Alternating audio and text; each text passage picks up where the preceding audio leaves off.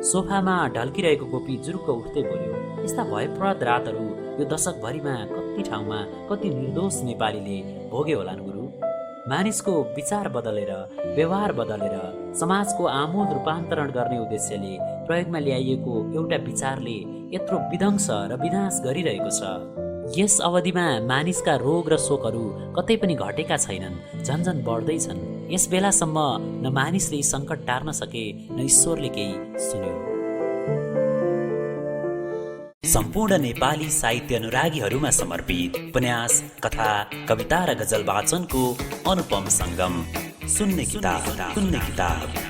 किताब शेखर सङ्कल्पको साथमा only on YouTube and SoundCloud. YouTube र साउन्ड क्लाउड मार्फत प्रसारण भइरहेको सुन्ने किताबको अनलाइन सिरिजमा यहाँहरूलाई स्वागत छ। हामी केही हप्तादेखि डाक्टर गोविन्दराज भट्टराईको सुक्रातका पाइला उपन्यासको वाचनका क्रममा छौँ। यो उपन्यासलाई ओरिएन्टल पब्लिकेसनले बजारमा ल्याएको हो।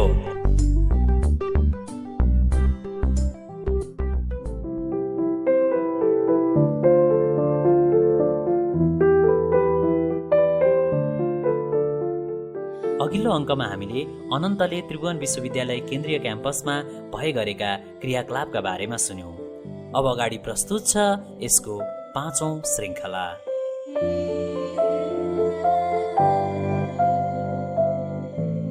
अँधेरी रातमा अज्ञात दिशातिर।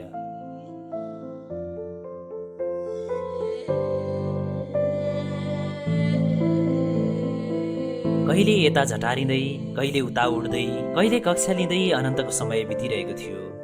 गाउँघरको सम्झनाले बेला बेलामा उसलाई छोपिरहन्थ्यो। आफू बसेको डेरा घरभरि विद्यार्थी नै विद्यार्थी थिए। नयाँ बजारका धेरै घर त्यस्तै हुन्छन्। त्यहाँ साझा टेलिफोन हुन्छ, एउटा मेल बक्स हुन्छ, बत्तीको अलग्गै मिटर हुन्छ। धारा आएको बेला ओर्लेर थाप्नुपर्छ। पाङ्गा दोबाटो चोकमा पुगेपछि फलफुल, सागसब्जी, दुध, दही सबै थोक पाइन्छ, टाढा छैन। प्रत्येक दिन डेरा पुग्न साथ अनन्त मेल बक्स खोलिएको, तर महिनौदेखि कतैबाट त्यहाँ उसको पत्र खसेको थिएन। धेरै समयपछि आज एउटा चिठीले उसको प्रतीक्षा गरिरहेको थियो। खोलेर हेर्यो, खाममा पूर्णिमाको परिचित हस्ताक्षर थियो। एकपल्ट ऊ खुसीले झन्डै अतालिएर लड्यो। कोठामा बसेर धैर्यपूर्वक पढ्यो। अनन्त, यसपालि चौथो पल्ट दिएकी छु, त्यही पहिलो वर्षको इङ्ग्लिस। तर यसपालि म आफैलाई पास हुँला भन्ने आश छैन। 2 महिनादेखि यातायात बन्द थियो। त्यसै बेला परीक्षाको कार्यक्रम निस्कियो। 2 दिन लगाएर बल्ल केन्द्र पुग्यौँ।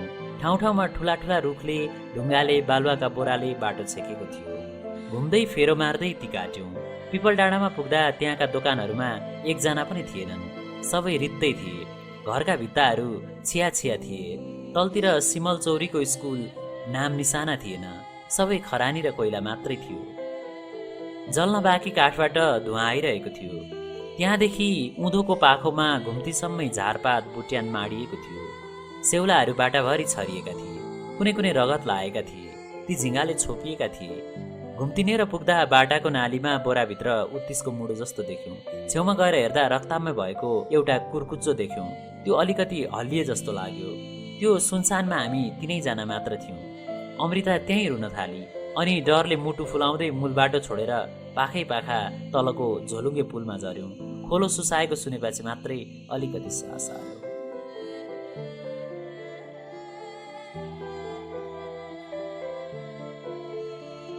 सदरमुकाम पुगेर ट्युसन पढ्ने सल्लाह थियो।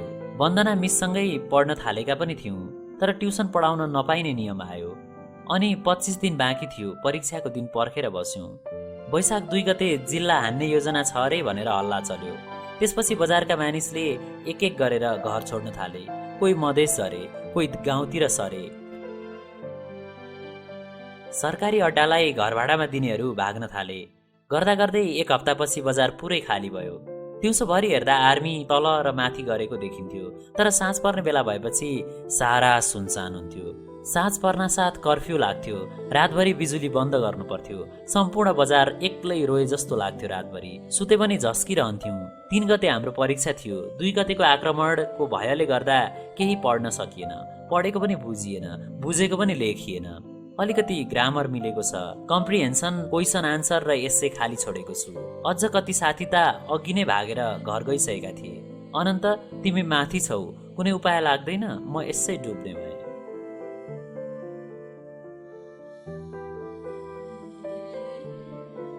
अहो यो झिलिक्क बिजुली चम्के जस्तो। खुसी पनि यति विनाशकारी पार्नुहुन्छ? यति लामो समयपछि तिमीले यो चिठी लेख्यौ। तिमी कहाँ छौ? कसरी दिन बिताइरहेकी छौ?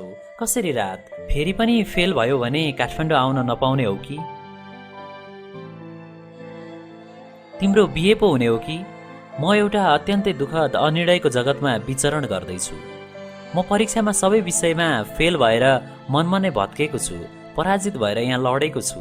तिम्रो परीक्षा यसपालि पनि बिग्रेको सुनेर म धेरै दुखी भएँ। तिम्रो सम्झनाले मेरो मनमा थप अशान्ति र भयका मुद्रा उत्पन्न गर्छन्। उसले धेरै बेर सोचिरह्यो। आज अनन्तलाई दोधारले निल्नै आँटेको थियो। 2 वर्षपछि यो दशैंमा घर जान मन लागेको थियो। गाउँमा प्रत्येक वर्षको दशैं कत्रो तन्मयताका साथ, कत्रो उत्साह र हर्षको जोगाड गरेर मनाइन्थ्यो। तर पूर्णिमाको चिठी बोल्यो, यसपालिको दशैंमा पनि भेट हुँदैन होला। उनीहरूले कतिलाई भनेका छन्, दशैं नमान्नु, अहिले देशमा हर्ष बढाइ गर्ने समय होइन। हाम्रै वरिपरिका 11 जना मरिसके। यसरी गाउँ शोक मनाउने तयारीमा छ। साउनदेखि यता भुपू सांसद मारिए, उनको घरमा आगो लगाइयो। मिनबहादुर गाउँ निकाला भए, कम्पाउन्डरको दाहिने हात काटियो। आमसभाको दिन हेलिकप्टरले गोली हान्यो। त्यस दुर्घटनामा मर्ने र घाइते बारे त तिमीले सुनेकै होला। यसपालि दशैंमा जो घर आउँछन् तिनीहरूलाई फेरि गाउँ छाड्न नदिने भन्ने हल्ला छ। अहिलेसम्म कमाएकोबाट जनयुद्धलाई चन्दा दिनुपर्छ भन्ने हल्ला छ। बरु नआउनु तिमी, यसपालि पनि नआउनु। तिमी त्यहाँ सन्चो रह्यो भने एक दिन त भेट होला।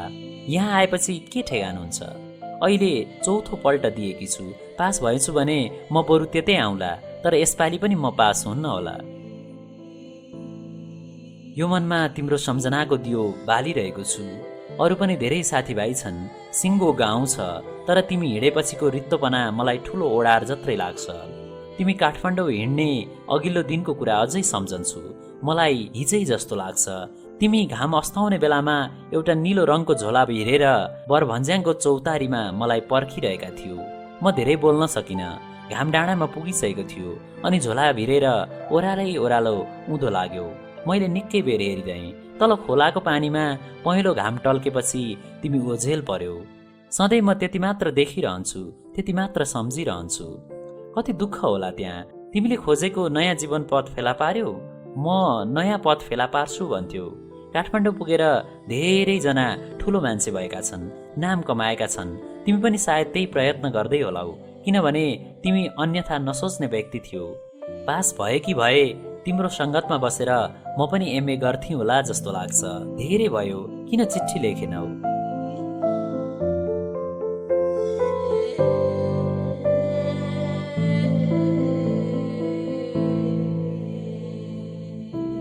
चिठी पढेपछि अनन्तको मन बरडाँडादेखि माथि माथि आफ्नो प्यारो नर्फोकभरि परसम्म पुग्यो। खाटको छेउमा बसेर उसले आमालाई धेरै बेर सम्झियो, बालाई सम्झियो, भाइ बहिनी र छरछिमेकी सम्झियो। धाराको छेउमा सेतो धोक्रे फूल फुल्थे। मास्तिरपट्टि अमला र लप्सीका रुखहरू थिए। पहाडको बाङ्गोटिङ्गो गोरेटो पछ्याउँदै, ठाउँ ठाउँमा काँडा पन्छाउँदै ऊ बिहानै सदरमुकामको कलेज हिँड्थ्यो। खोल्सापारी डिलमा पूर्णिमा पर्खिरहेकी हुन्थे, अरू साथी हुन्थे। त्यसबेला उनीहरूलाई आफ्नो जीवन पनि काँडा पन्छाउँदै हिँडेको गोरेटो जस्तै लाग्थ्यो। उनीहरू मनमन एउटा ठूलो सडकको खोजी गर्थे। तिनीहरूका आँखामा सुन्दर युवकको, युवतीको जागिरको सपना हुन्थ्यो। गाउँको अशिक्षा, अज्ञानता र आदिम कालदेखि पछ्याइरहने दुःखबाट मुक्तिको सपना हुन्थ्यो। पढे लेखेकाहरू यस्तै सडकको कल्पना गर्थे। त्यही सडकको खोजीमा अनन्त काठमाडौँ पसेको थियो। तर आज यो गाउँमा अझै ठूला अन्धकारहरू थपिएको सुनिन्छ, अझै दुःख थपिएको सुनिन्छ। त्यो सानो गोरेटोलाई काँडा र झोडीले झन् छोप्दैछ। अझै त्रासहरू थपिएको सुनिन्छ।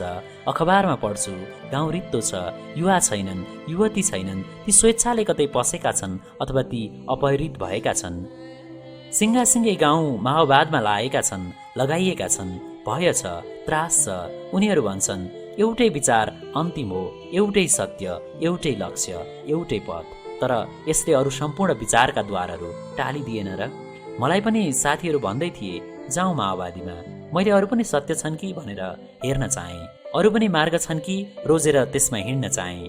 त्यहाँ लागेपछि अरू सारा ढोका बन्द गर्नुपर्ने मैले देखेँ। मलाई निसास लाग्यो। झ्यालढोका र निकास नभएको कोठामा पस्नु जस्तै लाग्यो। साथीहरू भन्दै थिए राष्ट्रको लागि सोचौं, तर मैले भने सर्वप्रथम म आफ्नै बारे सोच्न चाहन्छु। यहाँ आएर सुकरात गुरुका सङ्गतले मेरा आँखा खुलिरहेछन् जस्तो लाग्छ। उनले भनेको सम्झेर म मानव स्वभावबारे चिन्तन गर्न चाहन्छु, चिन्तनका इतिहासबारे घोत्लिन चाहन्छु।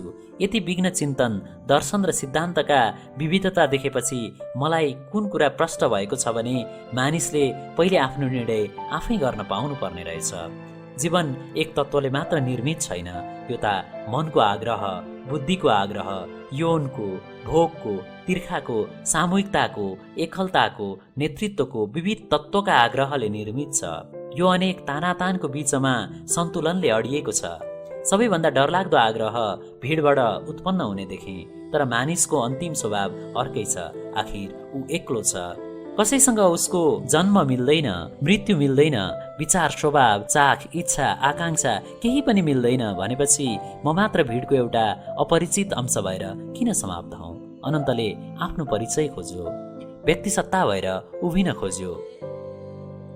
देशमा अस्थिर सरकार जन्मदै मर्दै थिए, दलहरू जोडिने र फुट्ने क्रम निरन्तर थियो। भन्छन् ती सरकार जन्माउने मार्ने कुनै अर्कै तत्त्व थियो, ती दलहरू जोडाउने फुटाउने अर्कै तत्त्व थियो। तर कसैले त्यो कुरा खोल्न सकेको थिएन, कसैले साँचो बोल्न सकेको थिएन। तेस्रो विश्वमा गरिब राष्ट्रको नियति विश्वभर यही छ। ठुला ठुला अन्धकार उत्पन्न गरेर शासकहरू त्यसमाथि बसिरहेका हुन्छन्। दासत्वभित्र उसिनिएका नागरिकहरू स्वतन्त्रताको बारेमा चिन्तन गर्न नसक्ने बनाइएका हुन्छन्।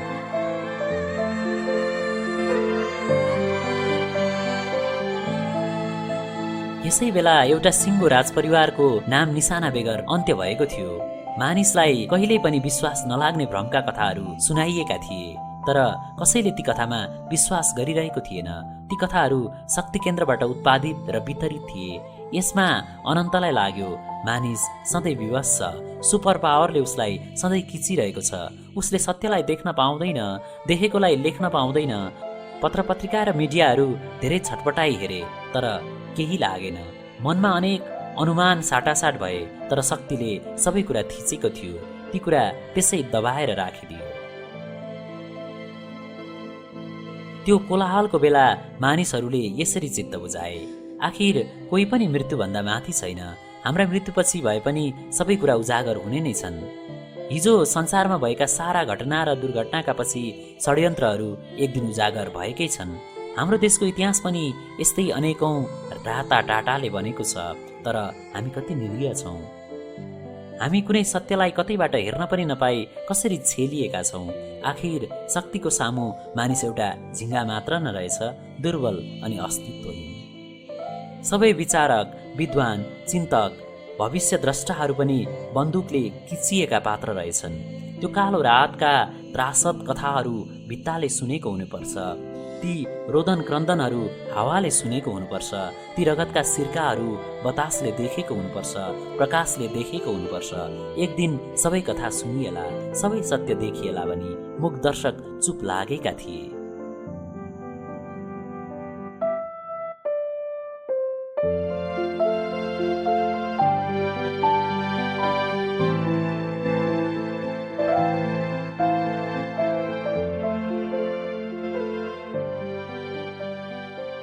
शक्तिले भयनिश्रित गर्दो रहेछ, शक्तिले कानुन निर्माण गर्दो रहेछ, शक्तिले बन्दुकहरू किन्दो रहेछ, शक्तिले जनतालाई मानसिक रूपमा ध्वस्त गर्न खोज्दो रहेछ। उनीहरूका आँखा, नाक, कान, मुख सबै बन्द गरिदिँदो रहेछ।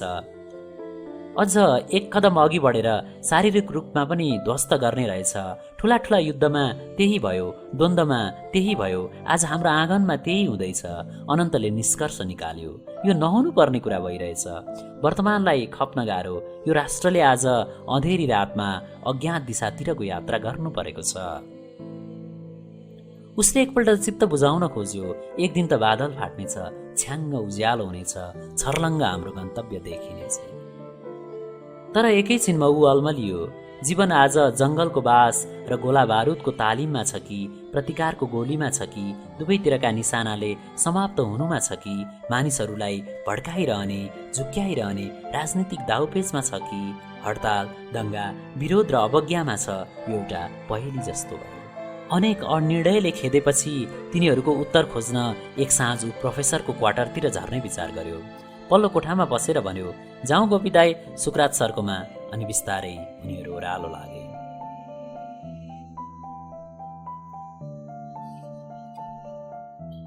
आज प्रोफेसर पनि गफिने मुडमा थियो।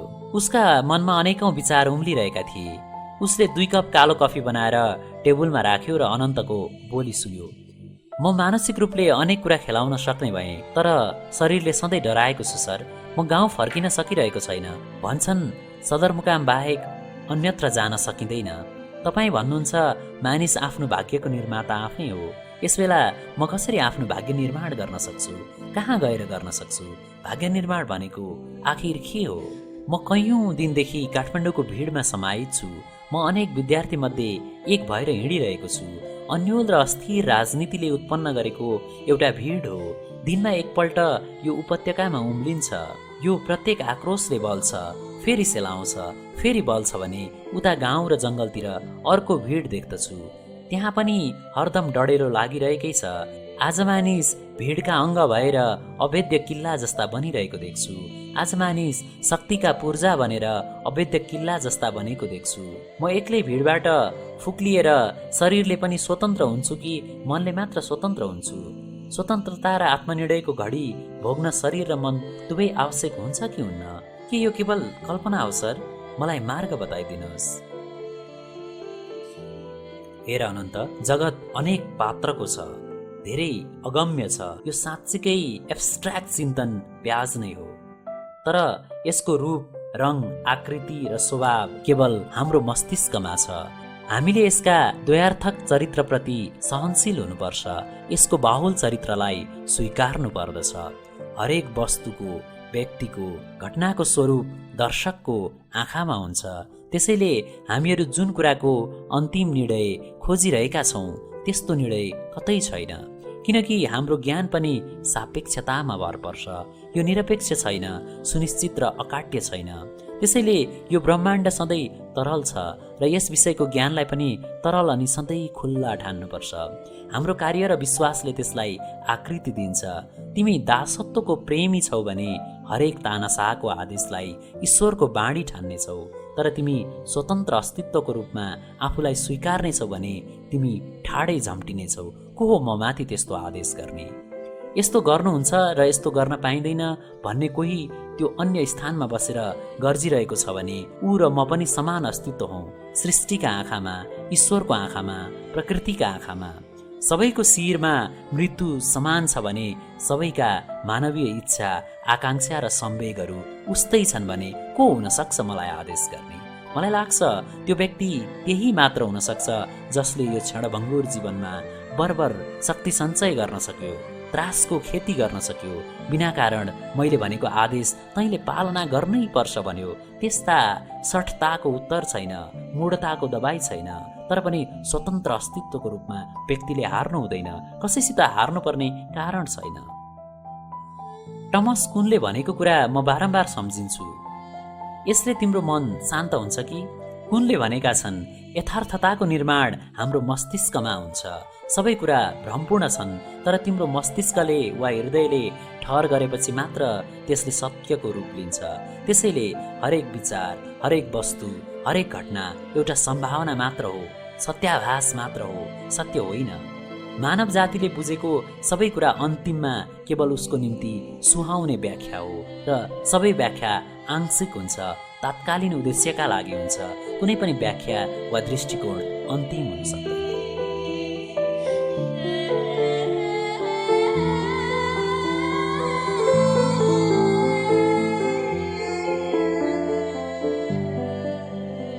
त्यसो भए प्रोफेसर किन आज जङ्गलमा यो मार्ग हो भन्दछन्, सहरमा त्यो मार्ग हो भन्दछन्? अन्तिम सत्य के हो? अथवा हामीले अनुसरण गर्नुपर्ने मार्ग कुन हो?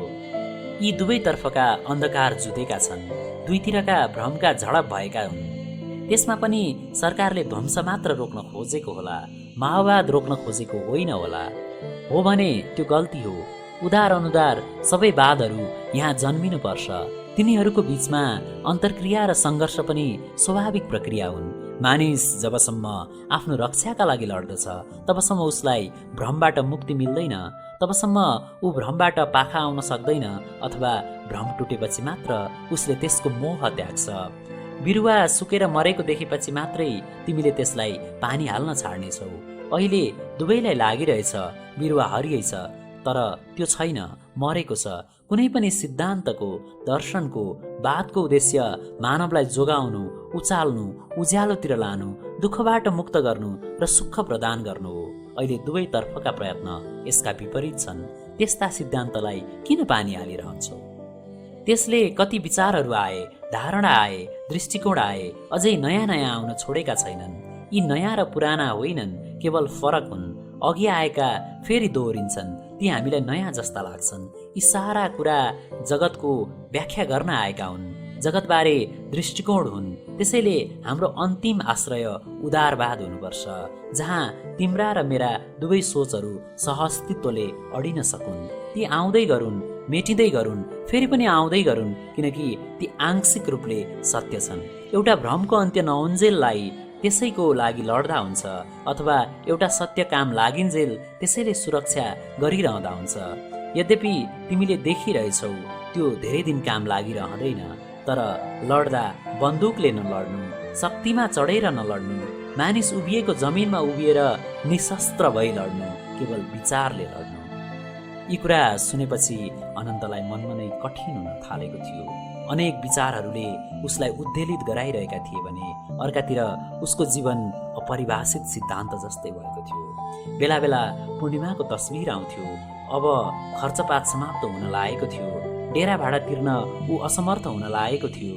दुखी बाबुआमालाई ती कुरा भन्न ऊ असमर्थ थियो।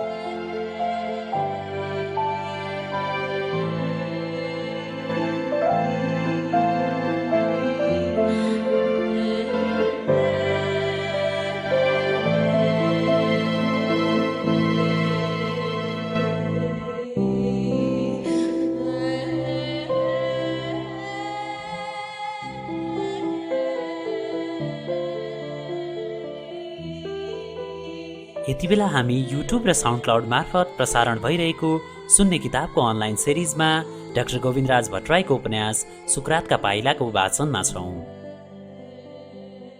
अब अगाडि वाचन हुँदैछ यसको 10औं अध्याय।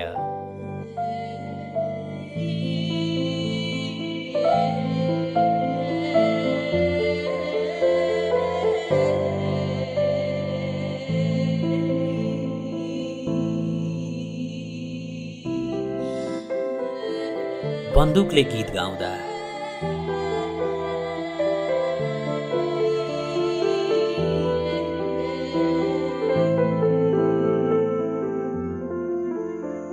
सांसद विक्रमसित अनन्तको भेट नभएको धेरै भएको थियो। विक्रमको दल फुटेर जोडिएर फेरि फुट्न आँटेको थियो। अब विक्रमको दलले सरकार बनाउँछ भन्ने कुनै सङ्केत बाँकी थिएन। नयाँ सरकारले आफ्नो शक्ति प्रदर्शन गर्न लागेको थियो। कोही भ्रष्टाचारीहरूको भागाभाग थियो, कोही अदालत धाउँदै थिए, तर भ्रष्टाचारीलाई तह लगाउने पनि भ्रष्टाचारी नै थिए। साँच्चै एउटा फलामले अर्को फलामलाई काट्न खोजिरहे झै लाग्थ्यो, तर काट्न सकिरहेको थिएन। बन्दुकका सङ्ख्या थपिँदै थिए। नाइट भिजन हेलिकप्टर र सशस्त्र भण्डार अझ चुलिँदै थियो। देशका भिर, अक्कर, जङ्गल सबैतिर गोलाबारुद र शस्त्रास्त्रले भरिएको थियो। गाउँहरू पुरुष शून्य हुँदै थिए। आमाहरूले घर छाउन थाले। खेतीबारी बाँझै राख्नु भएन, गोरु जोत्न थाले। बाँकी रहेकाहरू आधी समय बारीमा काम गर्थे, आधी समय बङ्कर खन्थे। यतिकैमा एक दिन पूर्वी पहाडको एउटा सदरमुकाम हानेको खबर आयो। त्यो भयावह खबर थियो। सारा सिद्धान्तहरू, चिन्तनहरू, सभ्यताका चर्चाहरू बन्दुकको नालमा बसेका थिए। करिब 600 मानव देह रातभरिमा समाप्त भए। अरू पशु प्राणी, धनजन, भौतिक सम्पदाको कुरा गरिसाध्य छैन। कति भयावह, कति क्रूर, कति बर्बर। युद्धमा उत्रेपछि बर्बरता भन्दा दोस्रो गुण केही बाँकी हुँदैन। रातभरि चारैतिरबाट घेरा हालेर बिजुली टेलिफोन काटिदिए। भाग्ने ठाउँ बन्द गरेर गोलाबारी गर्न थाले। दुवैतिरको फायरिङ डर लाग्दो भयो। मानिसको चित्कार रोदन क्रन्दनले पर्वतहरू थतर्किए। आकाशमा सर्वत्र भय र मृत्युले ढाक्यो। बम गोला पड्किरहे। उज्यालो हुँदा त्यो सहर आधी जलिसकेको थियो। एउटा खण्डहर मात्र बाँकी थियो। एउटा अर्धमृत आमा दैलाको सङ्घारमा लडेकी थिइन्। उठाउने कोही थिएन। बालक दुध चुसिरहेको थियो। लासहरू यत्रतत्र थिए। सडकहरू रक्ताम्य थिए। मरिसकेकाहरू सोत्तर भएर लडेका थिए। मर्न बाँकीहरू छटपटाइरहेका थिए। बमले उडेका घरहरू छाना बेगरका पर्खाल मात्रै अडिएका थिए। कति दन्दनाइरहेका थिए, कति धुवाइरहेका। देशको दूर स्थान प्रदेशले भोगेको भयचित्रलाई अखबारले ल्याए। तीमध्ये एउटा मध्य असारको त्यो रात रचनामा एकजना भुक्तभोगीको जीवन वर्णन यस्तो थियो। असार 17 गते शुक्रबार भोजपुरबाट माने भन्ज्याङ ट्याम्के डाँडा र साप्सु खोलाको बाटो पैदल यात्रा गर्दै गर्दा खोटाङको दिक्तेलमा पुग्यौँ। लामो यात्रामा काला पहाड, अग्ला पर्वत श्रृङ्खला, जुका लाग्ने लेक, झ्याउकिरी कराउने, घाम नछिर्ने घना जङ्गल र हिउँ पर्ने सुन्दर ट्याम्के डाँडाको अनुपम सौन्दर्यले छोडिसकेको थियो। थकाइले शरीरलाई गति दिन समेत हम्बे परेको थियो। त्यसैले पनि दिक्तेल बजार पदार्पण सुखद र आनन्ददायी हुनु अस्वाभाविक थिएन मेरा लागि। तर त्यो सुख क्षणिक भयो जब साँझ पर्दासम्म बास बस्ने व्यवस्था भएन। मध्यरातमा सुरक्षाकर्मीको कारबाहीमा पर्नु नपरोस् भनेर लज व्यवसायी डराउँदा रहेछन्। बल्ल तल्ल बास पाइयो। भोलिपल्ट बिदाकै दिन भए पनि दौडधुपपछि काम बन्यो साँझसम्ममा। आइतबार बिहान पुनः यात्रा आरम्भ गर्ने गरी बास बसियो। रात पर्यो। खाना बोलाइयो। साथीहरू गए। ज्वरो आएकाले म पानी पिउँदै सुतेँ। साथीहरू फर्किए। त्यस रात झ्याल नखोल्न कडा निर्देशन थियो। सायद अघिल्लो रात मैले झ्याल खोलेको खबर लजमा सञ्चार भइसके थियो। ओछ्यानमा पल्टी हेऱ्यौँ। निन्द्रा थिएन। मुडो झैँ शरीर लडिरहेको थियो। बन्द कोठाभित्र पसिनाले निथ्रुक्क भिजेका हामी जीवित नै थियौँ। सास फेर्न पुग्ने जति हावा भने खै कताबाट हो छिर्दो रहेछ। कतिपछि निधाएको थिएँ वा थिइनँ यकिन गर्न सक्दिनँ। गोली चल्न थाल्यो। लस्करै पड्केको र त्यसको प्रत्युत्तरमा पड्केको आवाज झन् टड्कारो भयो। पटटट पटटट पटटट। स्वचालित हतियार चल्न थाले। आवाज बढ्न थाल्यो। आत्तिएर उठेँ र आफ्ना खाटको गोडापट्टि भुइँमा बसेँ। साथीहरूले पनि त्यसै गरे। एकछिन बत्ती बलुन्जेल देखियो। थाहा थिएन गोली कुन दिशामा चलिरहेथ्यो। सिरानपट्टि सिसाको झ्याल र माटाको भित्ता अघि फराकिलो मूल सडक पारी अर्को लाइन घरहरू र त्यस लाइनमाथि साई सेनाको बेस क्याम्प। दृश्यहरू मस्तिष्कमा खर्र आए। अब के गर्ने? भोजपुरदेखि दिक्तेलसम्मको यात्रा मार्गको अनुभव सबै छर्लङ्ग भयो।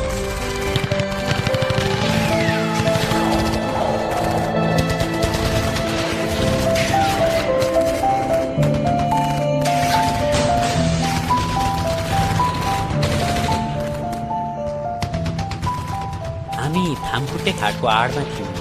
मास्तिरबाट जवाफी फायरिङ भएमा हाम्रो सिरानको भित्तो बस्ने थियो। हामी बस्ने थिएनौँ। काठको भुइँमा लम्पसार पर्ने सल्लाह भयो। तर त्यो पनि सुरक्षित थिएन। गोली शिरबाट हो कि गोडाबाट खानुपर्ने हो थाहा थिएन। बत्तीहरू झ्यापझुप्पै निभे। गोली पड्किरह्यो। आतंकित भएर हल्लीखल्ली गरेको आवाज कोठामा सुनिन थाल्यो। सबै जागेछन्। दौडन भाग्न थालेछन् छिँडीतिर। बत्ती निभाओ भन्ने आवाज गुन्जियो। सायद मेन स्विच अफ भयो बजारको।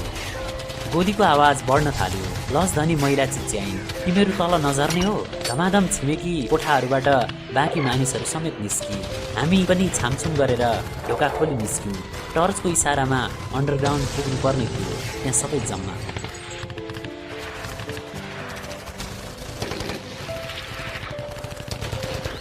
कसैले कसैलाई देख्न सकिरहेको थिएन। बेला बेला टर्च झिलिक्क गर्ने बाहेक उज्यालोको नाम निशाना थिएन। मानिसहरू अघिल्लो आक्रमणको चर्चा गर्दै थिए। हामीले साथीहरूका हात समाइरहेका थियौँ। त्यहाँ जम्मा भएका मध्ये बच्चा चिच्याउन र महिला रुन कराउन थालेकाले कोलाहल भयो। घर बाहिर सिक्रीले बाँधेको कुकुर एकनासले गोलीको आवाजसँगै भुक्न थाल्यो। यो अन्डरग्राउन्ड हामी बसेको लजको सबैभन्दा तल्लो तला थियो, जुन मूल सडकभन्दा एक तला मुनि अँध्यारो, दिउँसो पनि बत्ती बाल्नुपर्ने ठुलो हल थियो। सामान्य अवस्थामा लजवासीलाई खाना खुवाउने डाइनिङ हल हो यो सार्वजनिक भोजनालय हाम्रो आश्रयस्थल बनेको थियो। निष्पट्ट अन्धकारमा ठुला ठुला बम पड्किए। 6 पटक भयङ्कर आवाज सुनियो। जमिन थर्काउने, घर हल्लाउने, मुटु कमाउने, मान्छेहरू डराउने र कोलाहल मचाउने। दोहोरो फायरिङ बिहान 2 बजेसम्म चलि नै रह्यो। म मनमनै हरिओम तत्सत गर्दै रहेँ। साथी भयभीत भएर रोइरहेकी थिइन्। सत्य वचन मेरो मुटु कामेको थिएन।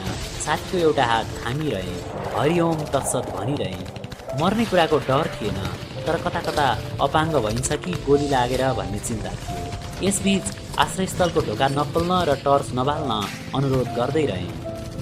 लजधनी महिला कराइन्। भित्र पसेर घरको आड लिएर यताबाट गोली चलाए। प्रत्युत्तरमा उताबाट गोली यहीँ आउँछ भन्ने उनको भनाइ। सायद पहिलो आक्रमणको अनुभव थियो। 1 बज्दा नबज्दा गोलीको आवाज कम भएकाले प्रायजसो सबै माथिल्लो तलामा चढे।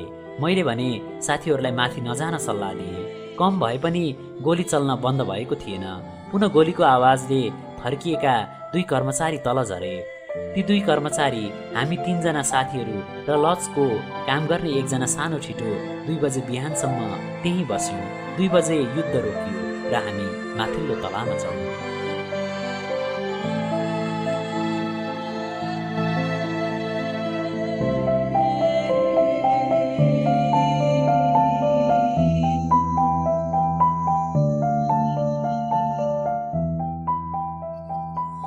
एक भयङ्कर रातको त्यो कथा अनन्तले सुकरातलाई सुनायो।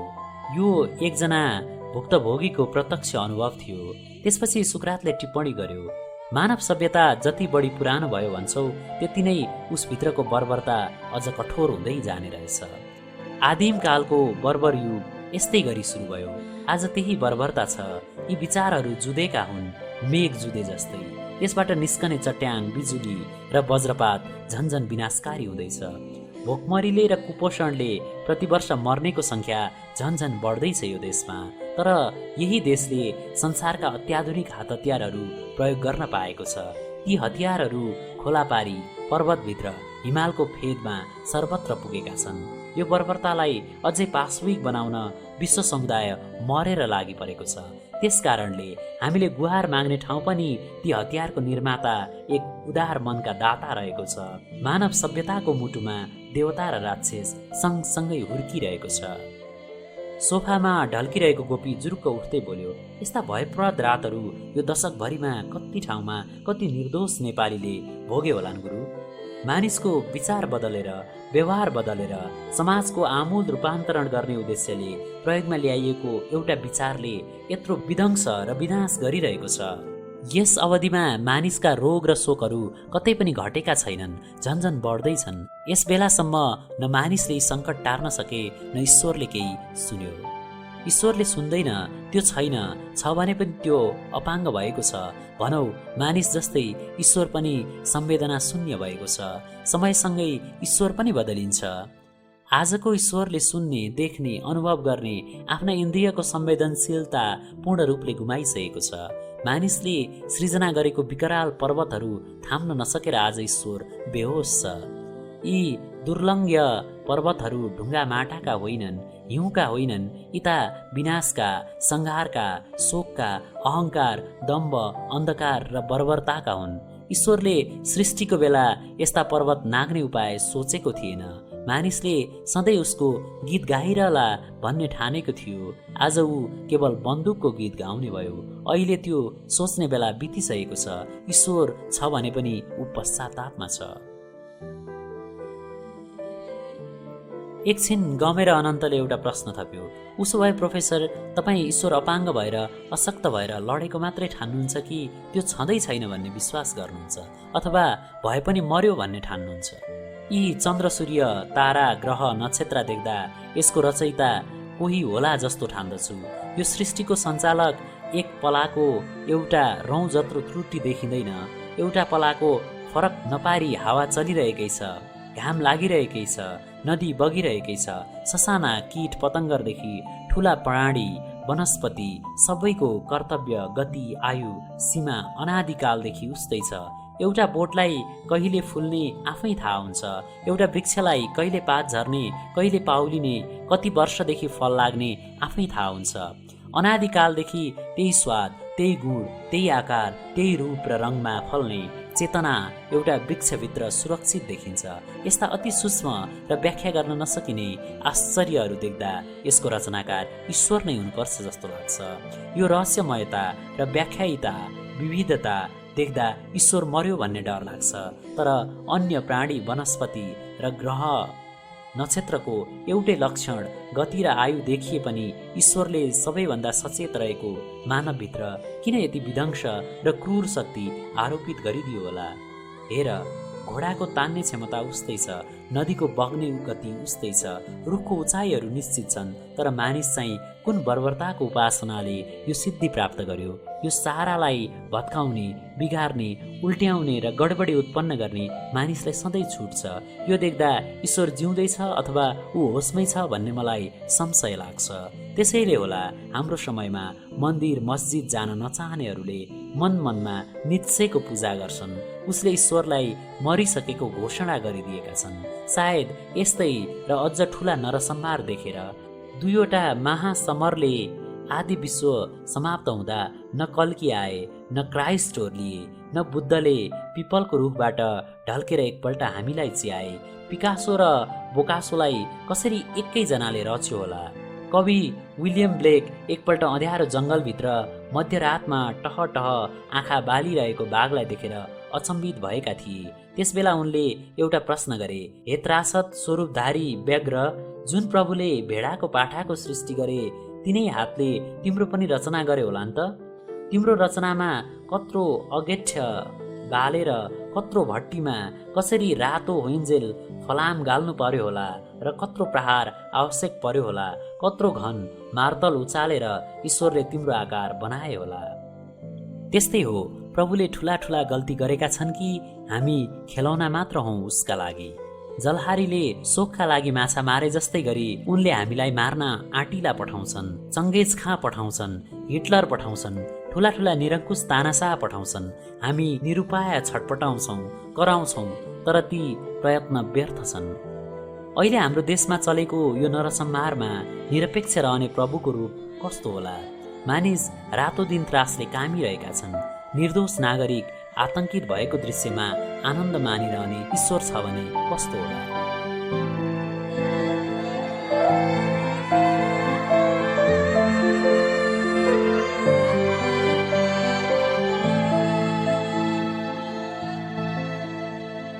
त्यसैले मलाई लाग्छ यहाँ त प्रत्येक व्यक्ति असहाय छ, ईश्वरको निगाहमा छैन, प्रेममा छैन, ऊ परित्यक्त छ, फालिएको छ। ऊ आफ्नै कर्मले, आफ्नै निर्णय र छनौटद्वारा, खुसीले अथवा बाध्यताले आफ्नै सार तत्त्वको निरन्तर सिर्जना गरिरहन्छ। ईश्वरको अस्तित्वको कल्पना विज्ञानको तथ्य नभएर, तर्कशास्त्रको निर्धारण नभएर मानिसले भावुकतावश बनाएको विश्वास मात्र हो। त्यसैले मलाई लाग्छ ईश्वर भए पनि मानिस र ईश्वर बीच एउटा अनन्तसम्म फैलिएको खाडल छ, एउटा ठूलो दरार छ। त्यसैले मानवलाई अनन्त स्वतन्त्र छ, उसलाई सधैँ सधैँ एक्लै छोडिएको छ।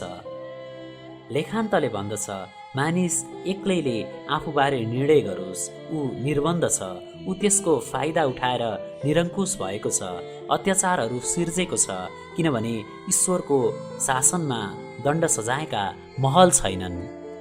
नेपालमा सबै हत्यारा, अपराधी र भ्रष्टाचारी झन्झन मौलाए झैँ ईश्वरको राज्यमा सबै अत्याचारी झन्झन ठुला व्यक्ति भएका छन्। उनीहरूको मनमा हुनुपर्ने अपराध बोध पनि मेटिँदै गएको छ। आजको प्रतिगमनपछि हजार अपराध लुकेका देखिन्छन्। तर कसरी गुरु? मानिसले यो संसारमा एक्लो छु, परित्यक्त छु, असहाय पनि छु, मृत्युले घेरिएको छु भन्ने कुरा सम्झन सकेको भए ऊ यति छोटो र अभिशप्त जीवनमा यति ठुलो ठुलो उत्पात र नरसंहार गर्नेपट्टि लाग्थ्यो होला? ऊ अलिकति मानव कल्याणको कामना गर्दै यो सृष्टिको अनन्तताको सामु आफ्नो निरीहपना, तुच्छता, लघुता र क्षणभङ्गुरता सम्झेर त्यस्तो कार्य गर्न उद्यत हुने थिएन होला? गोपीले जिज्ञासा प्रकट गर्यो। वास्तवमा सुकरातसँगको निरन्तर सङ्गत र सम्पर्कले गोपी र अनन्त जीवन र जगतबारे तर्कहरू गर्न थालेका थिए। उनीहरूको जिज्ञासा देखेर सुक्रात पनि आनन्दित हुन्थ्यो। यस्ता रुखा विषय मन नपराउनेहरू सुक्रातलाई देख्दै तर्किएर हिँड्थे, किनभने त्यो भेटले उनीहरूको समय बर्बाद हुन सक्थ्यो। आज सुक्रातले सम्झायो, तिमीले भनेको सही हो गोपी, मानिस आफ्नो लघुता र क्षणभङ्गुरता बिर्सिरहेको छ। यो विकराल स्थिति त्यसकै परिणाम हो। के त्यो कुरा उसले आज आएर अचानक 20औं शताब्दीमा मात्रै बिर्सेको हो? केही मात्रामा हो पनि, किनभने उसले यन्त्रहरूको आविष्कार गरेपछि जडत्वको विकासमा बढी रमाउन थाल्यो। त्यसले गरेका चमत्कारलाई आफ्नो महान आविष्कार ठान्न थाल्यो। तर मानिसको सृष्टि हुँदा उभित्र कुनै डिफेक्ट अथवा त्रुटिको बिउ पनि सँगसँगै पसेको हुनुपर्छ, जुन अरू पशु प्राणीमा वनस्पतिमा थिएन। त्यही बढेर आज जडत्वमा परिणत भएकाले यस्तो कष्ट थपिँदैछ। बल्ल कुरो बुझियो गुरु। कुनै नयाँ ज्ञान खुले जसरी अनन्तको अनुहार चम्किएर आयो र सुक्रातलाई रोक्दै ऊ बोल्यो, मेरा एकजना साथी मलेसियाको एउटा कारखानामा काम गरिरहेको थियो। ऊ विभिन्न प्रकारको प्याकेज बनाउने मसिनसँग काम गर्थ्यो। उसले ती काम गराउन रोबोट मानवलाई हराइरहन्थ्यो। स्विच मात्रै दबाइरहन्थ्यो। त्यसले खुरुखुरु हराएको काम गरिरहन्थ्यो। एकपल्ट उसको साथीको गल्तीले त्यो रोबोटले उसैलाई कराप्प समात्यो, खिच्यो र कच्याक्क निचोरेर एकै डल्लो पारी प्याकेजमा हालिदियो।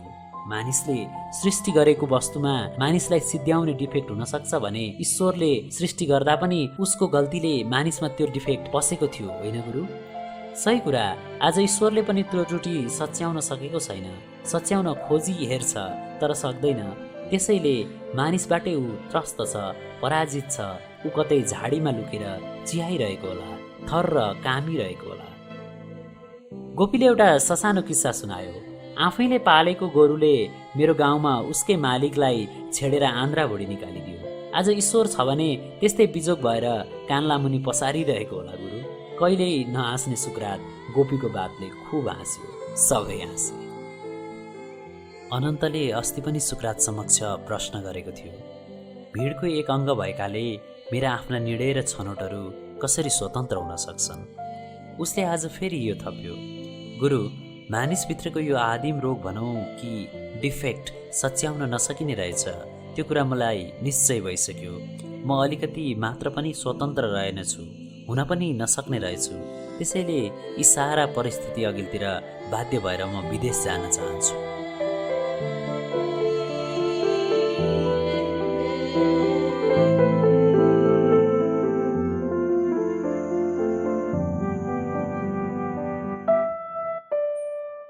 कुन विदेश? कुराको प्रसङ्ग अचानक बदलिँदा सुक्रात छक्क पर्यो। जुन विदेश पाए पनि मलाई आनन्द हुनेछ। म अरबियन कन्ट्री जान चाहन्छु।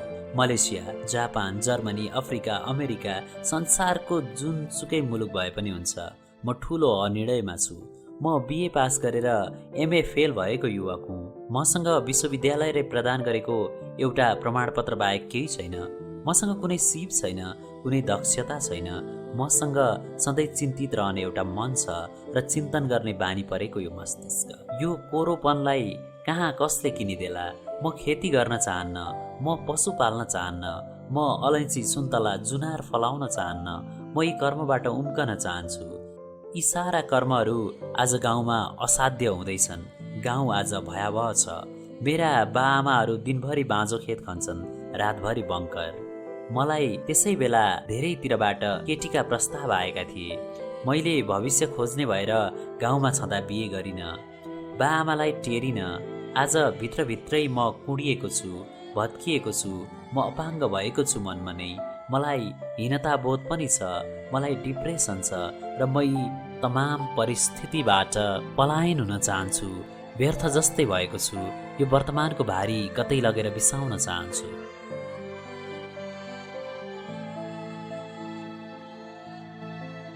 यो देशमा को रहला यस्ता पठित जनशक्तिले माया मारेपछि?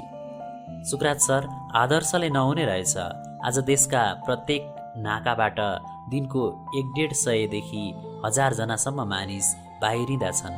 ती अपठितहरू, निर्दोषहरू भयग्रस्त छन्। ससाना झोला पोको बोकेर छोराछोरी घिस्याउँदै अज्ञात प्रदेशतिर ती हेलिएका छन्। धेरैजसो एक्लै गाउँ छाड्दै भागिरहेको छन्।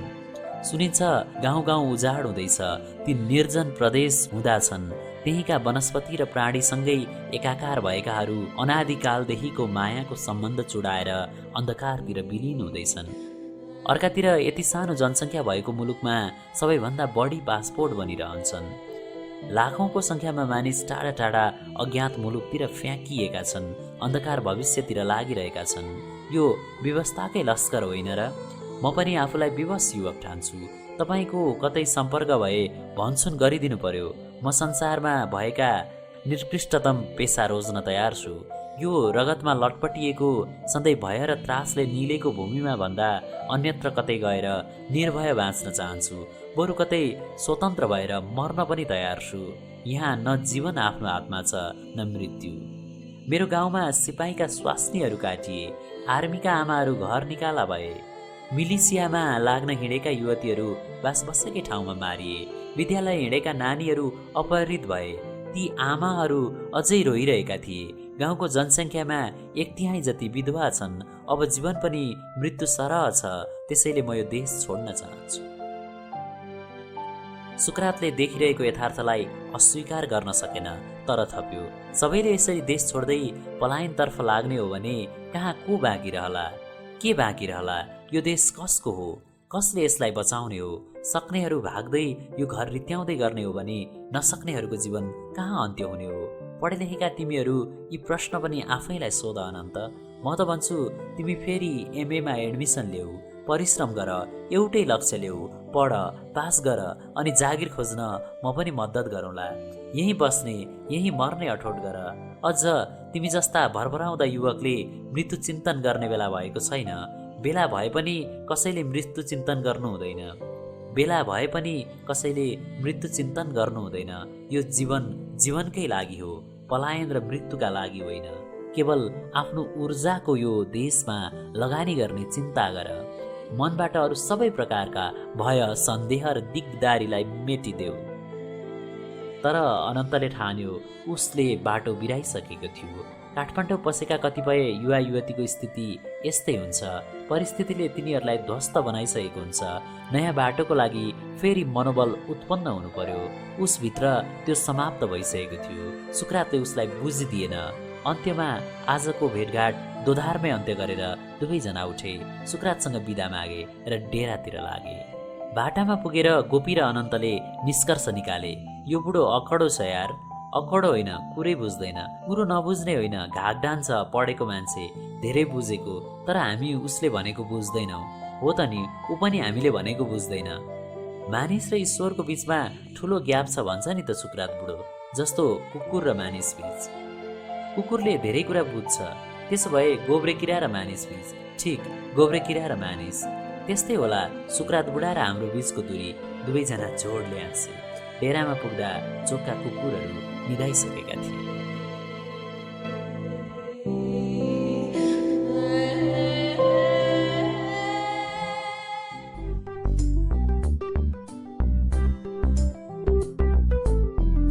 सुन्ने किताबको अनलाइन सिरिजमा उपन्यास सुकरातका पाइलाको 5औं अङ्क आजलाई यति नै। सुन्ने किताबको 6औं अङ्क सुन्नका लागि हाम्रो युट्युब च्यानल अवश्य सब्स्क्राइब गरिदिनुहोला। उपन्यास वाचनका सन्दर्भमा हजुरहरूका केही प्रतिक्रियाहरू भए कमेन्ट सेक्सनमा उल्लेख गरिदिनु हुन अनुरोध गर्दै आजलाई ओझेल हुने अनुमति दिनुहोस्। स्वस्थ रहनुहोस्, सुरक्षित रहनुहोस्। नमस्कार।